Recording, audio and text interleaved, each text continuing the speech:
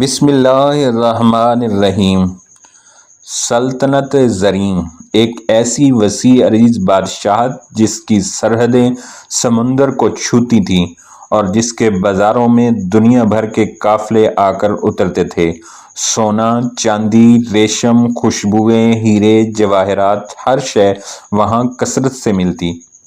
اس سلطنت کا بادشاہ شاہ زریاب نہ صرف اپنی طاقت بلکہ شان و شوکت میں بھی بے مثال تھا۔ محل کا بلند و بالا میناروں پر ہوا کے جھونکے آتے تو ان کی آواز پورے شہر میں سنائی دیتی۔ شاہ زریاب جوان، ذہین اور جنگی فنون میں ماہر تھا۔ بچپن سے ہی اس نے صرف ایک چیز سیکھی، وہ تھی طاقت حاصل کرو اور طاقتور بنو۔ شاہ زندگی کے زمانے میں ہی اسے جنگوں میں فتوحات نصیب ہوئیں۔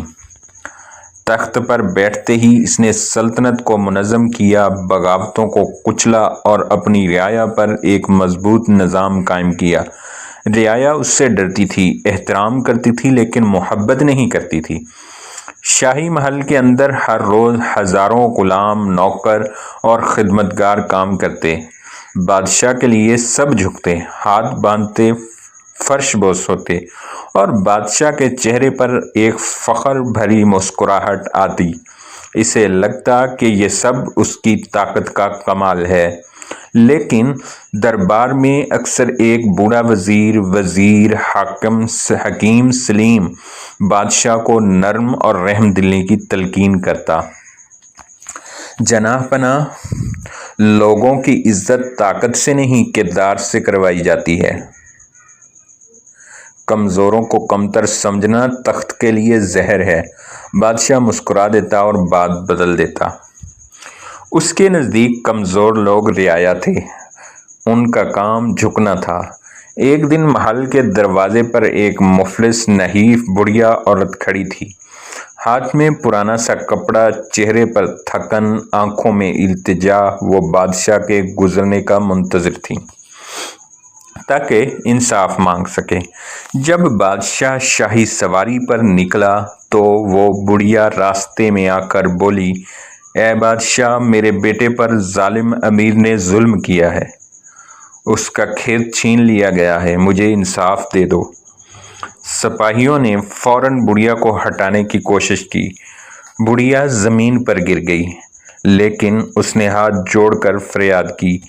بادشاہ نے رک کر اسے دیکھا اور سرد لہجے میں کہا، عدالت میں جاؤ، وہیں انصاف ملے گا۔ مجھے محل کے دروازے پر روکنے کی جسارت کیوں کی؟ پھر وہ آگے بڑھ گیا۔ وزیر سلیم نے سر جھکایا اور آہستہ سے کہا، جناب پناہ، شاید یہی وہ مقام تھا جہاں دل جیتا جا سکتا تھا، تخت نہیں۔ بادشاہ نے کوئی جواب نہ دیا۔ وقت گزرتا گیا۔ بادشاہ کی فتوحات بڑھتی گئیں، سلطنت وسیع ہوتی گئی۔ لوگ اس سے ڈرتے، اس کا حکم مانتے، لیکن اس کے دربار پر حقیقی دعائیں کم اور ڈر زیادہ تھا۔ وہ غریبوں، مزدوروں اور کمزور طبقے کو کبھی خاطر میں نہیں لاتا تھا۔ وہ سمجھتا تھا کہ بادشاہ کا مطلب جھکوانا ہے، نہ جھکنا۔ ایک دن بادشاہ اپنے محل کی چھت پر کھڑا شہر کا نظارہ کر رہا تھا۔ ہزاروں لوگ نیچے گزر رہے تھے، بازاروں میں شور تھا، بچے بھاگ رہے تھے، عورتیں مٹی کے برتن بیچ رہی تھیں۔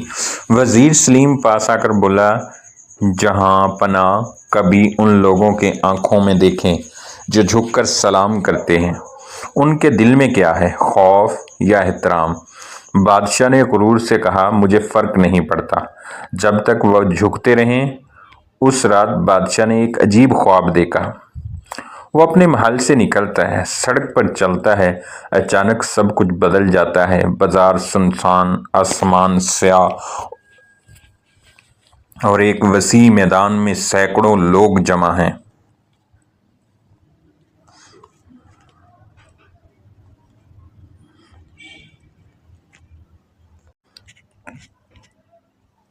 ہر طرف تخت لگے ہیں، لیکن وہ سب خالی ہیں۔ درمیان میں ایک بلند تخت ہے اور اس پر کوئی عام انسان بیٹھا ہے۔ لوگ اس کے سامنے جھک رہے ہیں، وہی لوگ جو دن میں بادشاہ کے سامنے جھکتے تھے۔ بادشاہ آگے بڑھا اور چیخا، میں تمہارا بادشاہ ہوں۔ لوگوں نے مڑ کر دیکھا اور کہا، ہم اس کے سامنے جھکتے ہیں جس نے ہمیں عزت دی تھی۔ تم نے ہمیں جھکایا، اس نے ہمیں اٹھایا۔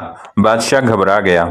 وزیر سلیم خواب میں نمودار ہوا اور بولا، جہاں پناہ، یہی دنیا کا دستور ہے۔ جو کمزور کو عزت دیتا ہے، اللہ اس سے طاقتوروں سے عزت دلواتا ہے۔ تم نے کمزوروں کو جھکایا، اللہ نے تمہیں تخت سے نیچے کر دیا۔ بادشاہ چونک کر بیدار ہوا، پسینے پسینہ دل دھڑک رہا تھا۔ اگلی صبح دربار لگا۔ بادشاہ کے چہرے پر سنجیدگی تھی۔ جب ایک بڑھیا انصاف کے لیے آئی تو بادشاہ نے سپاہیوں کو روک دیا اور خود تخت سے نیچے آ کر بڑھیا کے پاس گیا۔ اس کا جھکنا پورے دربار نے دیکھا۔ ایسا منظر پہلے کبھی نہ ہوا تھا۔